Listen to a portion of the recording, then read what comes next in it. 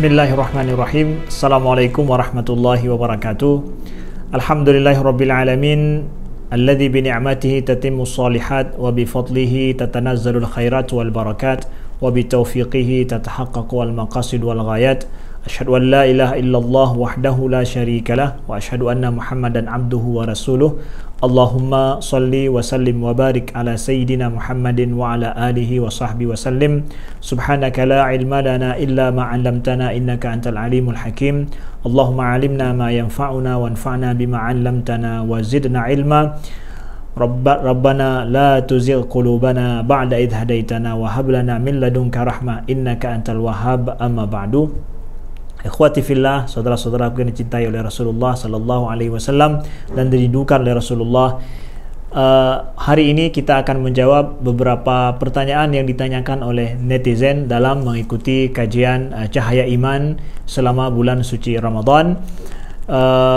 Kami seleksi beberapa pertanyaan untuk kami jawab karena waktu yang mungkin tidak bisa kami jawab semuanya. InsyaAllah akan ada momen dan sesi lain nantinya ke depan InsyaAllah yang akan kita jawab pertanyaan-pertanyaan seputar masalah akidah InsyaAllah ta'ala.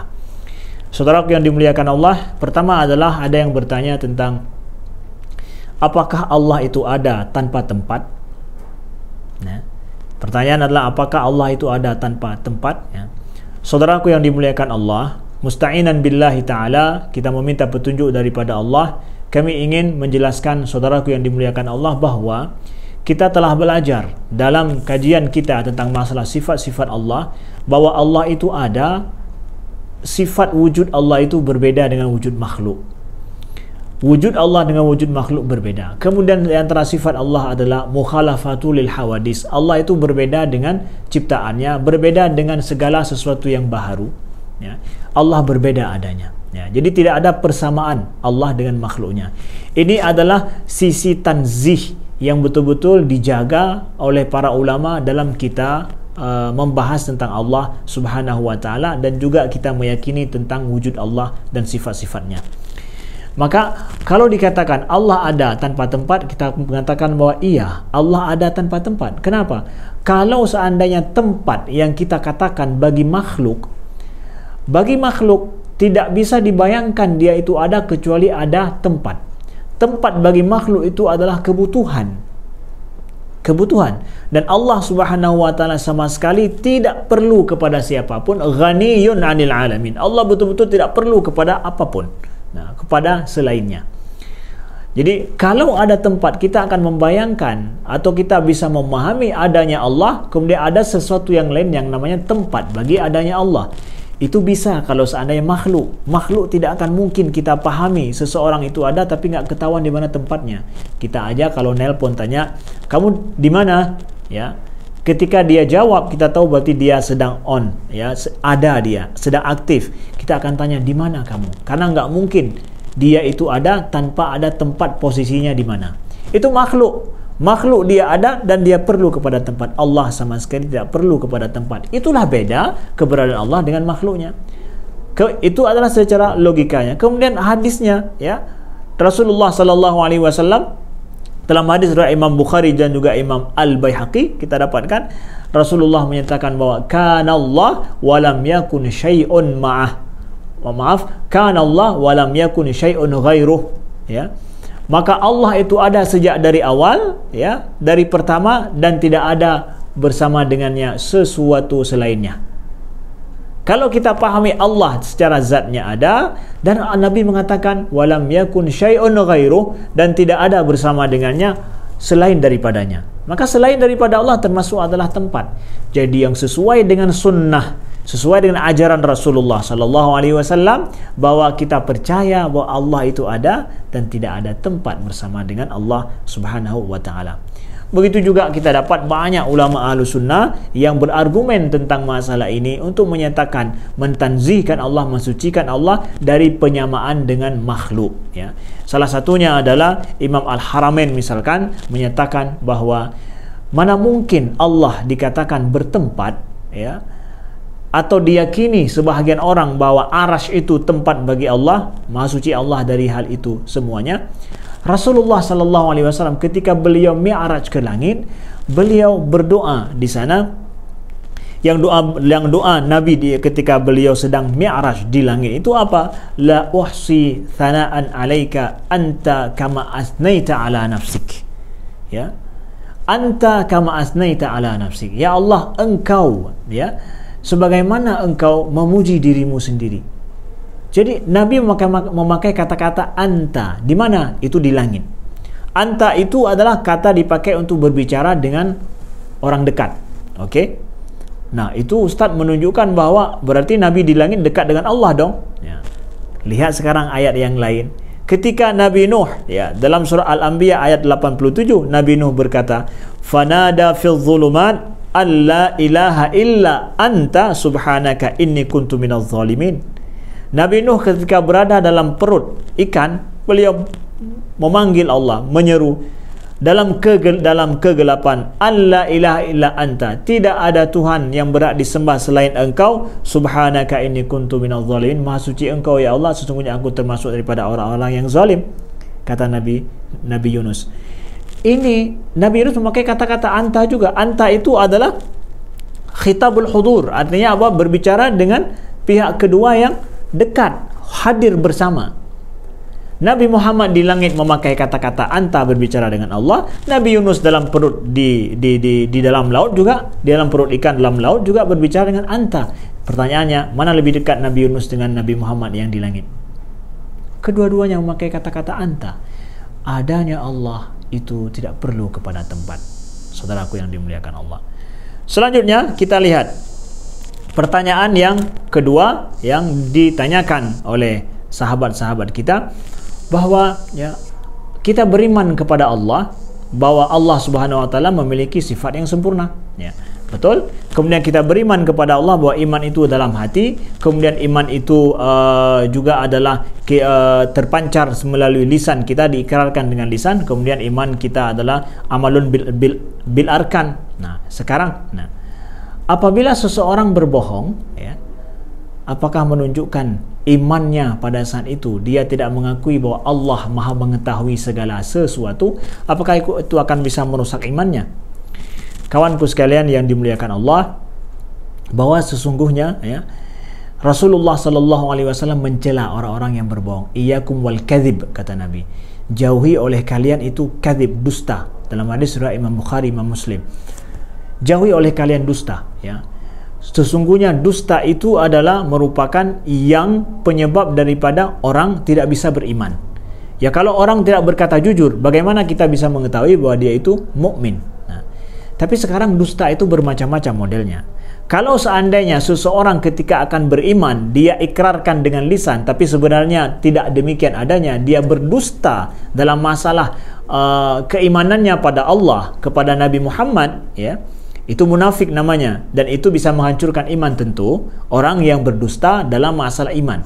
Tapi kalau orang berdusta, ya, dalam masalah hari-hari misalkan, dengan ibunya, dengan ayahnya, atau dengan kawannya, dengan temannya, ya, ketika dibilang apakah sudah selesai mengerjakan, sudah selesai baca buku, sudah selesai mengerjakan sebuah pekerjaan, dia belum menyelesaikannya, tapi dia mengatakan sudah.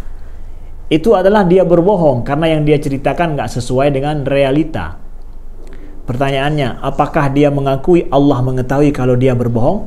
Kalau dia mengakui Allah mengetahui dia berbohong, imannya selamat, tapi dia berbuat dosa karena dia telah, dalam hal ini boleh jadi dia berbohong karena sesuatu desakan yang lain, sehingga dia harus berkata bohong seperti itu. Tapi dia yakin Allah mengetahui apa yang dia ucapkan itu. Nah, kalau dia mengetahui, yakin Allah mengetahui apa yang dia ucapkan, maka iman dalam hatinya benar. Cuma dia maksiat dalam hal ini, maksiat telah berbohong dengan orang lain, kemudian maksiat telah melakukan sesuatu yang tidak sesuai dengan sunnah Nabi, yang dilarang di dalam agama itu, dilarang untuk berdusta.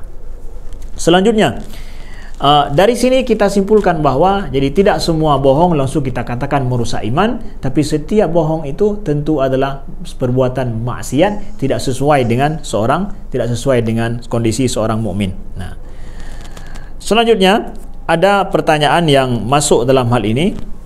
ya, mungkin tidak langsung berkenaan dengan masalah akidah, tapi ini adalah masalah amal soleh juga yang perlu untuk kita berikan tanggapan sedikit. Yaitu seorang developer game, ya, yang dia itu punya kemampuan dengan keilmuannya diberikan oleh Allah untuk buat game itu, dan game yang dia buat adalah game horor, ya. Lalu apakah pertanyaannya, pendapatan yang dia dapatkan daripada game horor yang dia buat ini, dari orang yang banyak memainkan, baik melalui iklan atau orang yang main, pendapatannya itu halal ataupun haram? Kawanku yang dimuliakan Allah, saudaraku yang dimuliakan Allah, luar biasa Anda memiliki, ya, saudara kita ini, kawan kita ini memiliki keahlian di bidang membuat game, ya. Tidak semua orang mampu untuk buat game itu, ya. Anda memiliki kelebihan yang luar biasa dalam hal ini. Ilmu, ya, dan keahlian profesionalitas Anda. Ini adalah suatu kelebihan diberikan oleh Allah kepada saudara, kepada kawan kita ini. Nah, kemudian, ya, pertanyaannya, dia buat game horor, dan horor itu bagi sebahagian orang itu menarik, suka dia, ya. Ada orang yang suka game yang ada horornya, ada orang yang tidak suka pada game horor. Di sana ada pangsa pasar yang mereka suka pada game horor, maka kadang uang mendatangkan banyak. Apakah salah dia membuat game horor ini? Saudaraku yang dimuliakan Allah, apa yang ingin kami sampaikan di sini adalah hadis Nabi SAW yang Nabi bersabda, ya, riwayat daripada Imam Muslim, man sanna fil Islam sunnatan sayyi'atan fa'umila biha ba'dahu kutiba alaihi mislu wizri man amila biha wala yanqus min auzarihim syai'. Kata Nabi, barang siapa yang membuat suatu kebiasaan yang tidak baik di dalam Islam, ya, kemudian diikuti oleh orang lain dengan mengerjakan kebiasaan yang dia buat itu setelahnya, maka dituliskan baginya seperti dosa orang yang mengerjakan itu, ya, dan tanpa mengurangi dosa orang yang berbuat itu. Hadis yang sahih riwayat Imam Muslim. Siapa yang membuat suatu kebiasaan di dalam Islam, artinya selama ini belum ada, tiba-tiba sudah ada. Selama ini tidak ada game horor yang seperti yang kita buat, seperti yang dibuat oleh kawan kita. Dengan ada game horor ini, hebat, bagus. Tidak ada yang pernah dibuat seperti itu. Akhirnya banyak orang yang tertarik. Apabila ternyata ini merusak, ya, merusak yang main game horor ini, merusak pikirannya pertama, kemudian menghabiskan waktunya untuk melaksanakan, untuk membuat game horor, akhirnya dia meninggalkan kewajibannya pada Allah, kewajibannya pada manusia, dan akhirnya dia maniak terhadap game, ya, akhirnya merusak hidupnya. Pertanyaannya, kalau begini nanti jadi ketagihan dia terhadap game, maniak terhadap game gara-gara bagus sekali game yang dibuat dan betul-betul enjoy orang memainkan itu, maka apakah bisa merusak ini? Kalau merusak gara-gara game yang kita buat ini, tidak mendidik dia, tapi menghabiskan uang, menghabiskan waktu, melalaikan kewajiban yang disuruh oleh Allah, maka kita sama dengan telah memberi saham besar, telah membuat sunnah baru bahasanya, tapi sunnah yang tidak baik.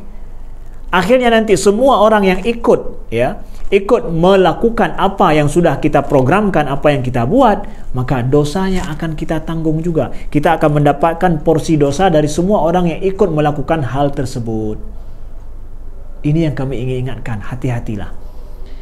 Apa saja kawan-kawan yang buat kreasi, buat game, kemudian juga kawan-kawan yang yang membuat aplikasi, buatlah aplikasi yang mendidik, yang ada kebaikan. Siapa yang nantinya yang memainkan aplikasi itu, membuka itu bermanfaat baginya, maka pahala akan kita dapatkan terus-menerus walaupun kita telah mati. Kalau sebaliknya ada hal yang merusak saudara kita dari aplikasi kita atau dari kreasi game kita, maka itu dosanya akan kita tanggung juga. Maka hati-hatilah. Kita memiliki tanggung jawab di dunia dan akhirat. Itu iman kita mengajarkan demikian. Semua orang akan menanggung apa yang dia lakukan, apa yang dia perbuat, dan juga diikuti oleh orang lain. Maka hati-hatilah kawan-kawanku sekalian. Maka nasihat kami, manfaatkan ilmu yang sudah ada itu, buatlah permainan yang mendidik, yang menarik dan enjoy, tetapi sifatnya adalah mendidik, berguna dan lebih bermanfaat. Jangan pikir hanya masalah ekonomi, jangan pikir hanya permasalahan lebih banyak untungnya. Jangan hanya untung materi, tapi pikir juga adalah manfaat dan untung untuk akhirat nanti. Sekian, mudah-mudahan berguna dan bermanfaat. Terima kasih atas segala perhatian, mohon maaf atas segala kekurangan. Wassalamualaikum warahmatullahi wabarakatuh.